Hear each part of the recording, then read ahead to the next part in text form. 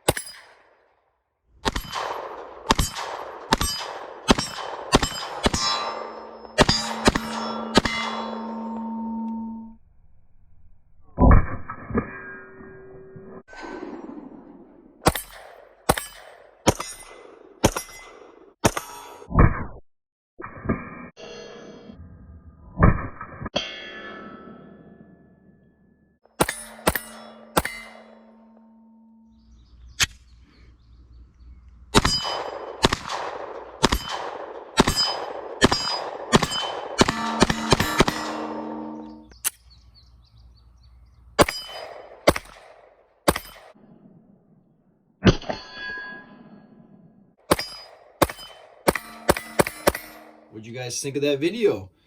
You guys enjoy how I did my shooting part of the video? I tried getting some slow-mo footage there for you guys so you guys can see the gases and how they were diverted out of the compensator. And if you guys couldn't see it, I'll just talk about it, but I felt like the majority of the gases were going out the barrel. And we'll talk about where I think TYRANT has some flaws with their compensator, where I think they can improve and make this compensator really good compensator. It's just a few things, key details that I think will help a lot, and hopefully they do some changes. But for styling wise, I like the concept, the universal compensator. So you can put this on any gun. You can put this on a SIG, Glock. You can put it on any gun with a threaded barrel. I like that concept, having one compensator that works for all guns, and you can swap it from gun to gun. You don't have to spend $100 here, $100 there for each single gun to have a specific compensator. Because all these guns are unloaded. That's why they're all locked open, so you guys could all see and verify.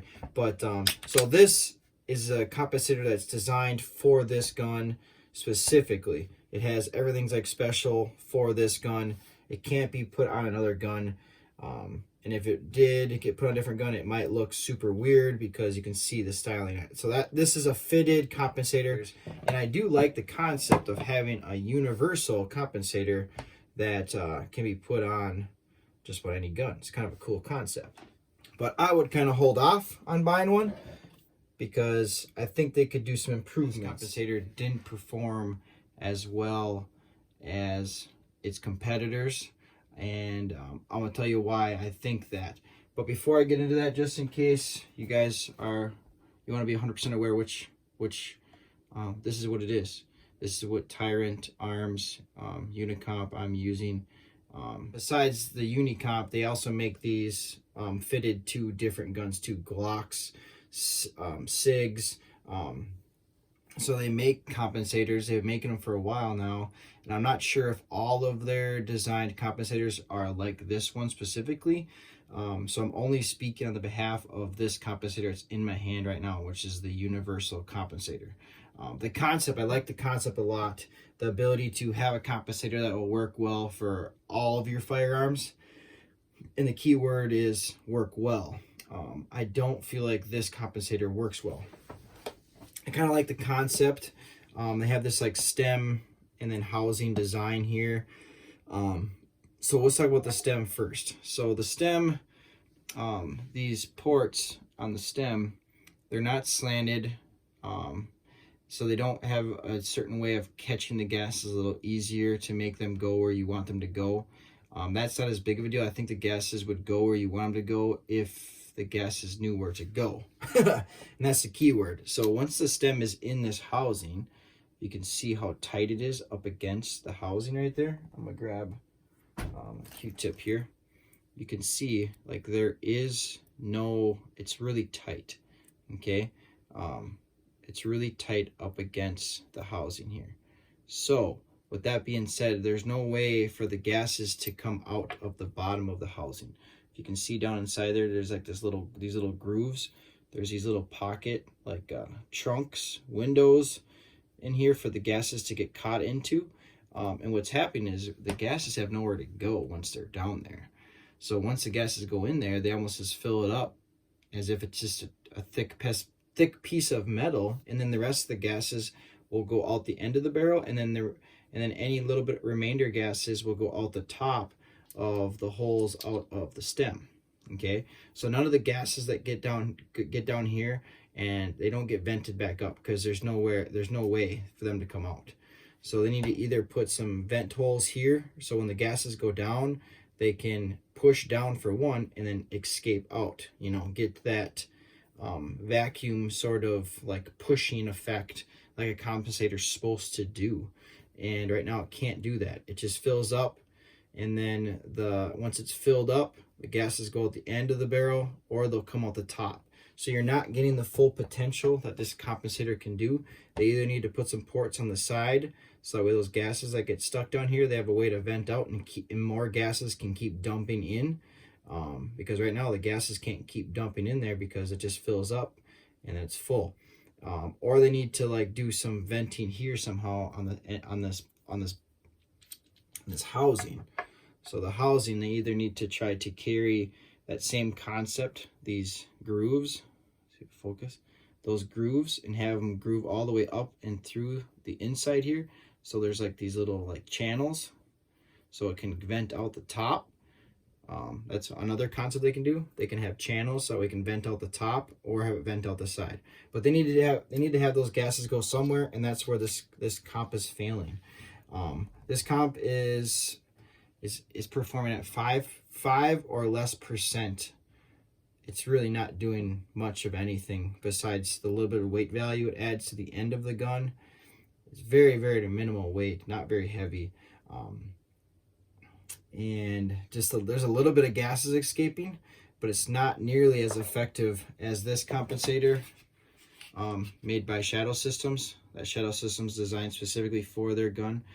You can, in this one, if it'll focus all the way deep, you can see how deep this channel canal is, and it fills up all the way, and then once that pressure builds up, it shoots it out the top.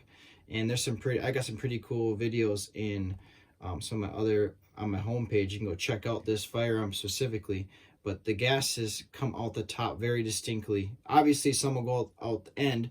So they make compensators that are longer too. Like you can have longer ones with multiple different ports, and those ones are going to have even more success than this one.